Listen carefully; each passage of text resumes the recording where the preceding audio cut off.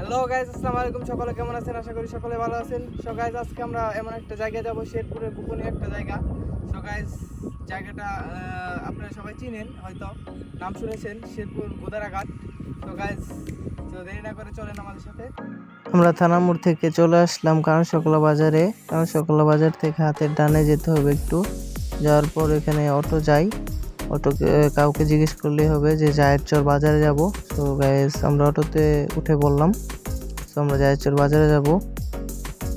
এটা হলো জায়েরচর বাজার। জায়েরচর বাজার থেকে হাতের ডানে অটো এখানে নামিয়ে দিবে। অটো থেকে নেমে হেঁটে যাবেন সামনের দিকে।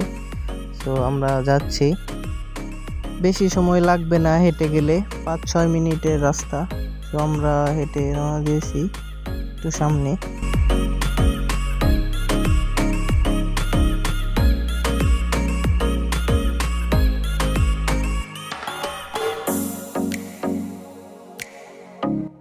তো গাইস, আমরা চলে আসলাম সামনে একটা 3 রাস্তা মোড়।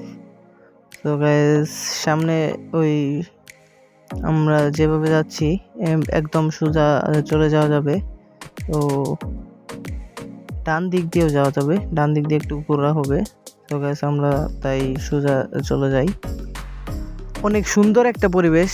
তো গাইস, এই পরিবেশে আপনারা আসলেও আপনাদের মন খারাপ যদিও থাকে, অটোমেটিকলি মন ভালো হয়ে যাবে।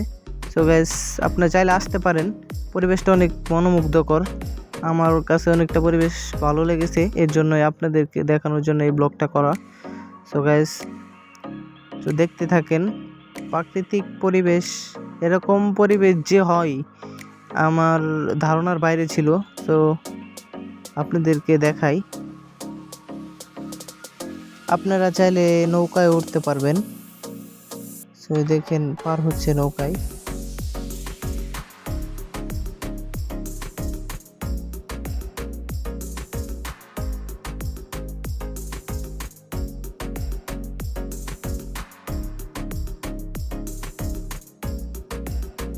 মাঠে একটা চাচা দাঁড়িয়ে আছে, গরু ছেড়ে দিয়ে, গরু ঘাস খাচ্ছে।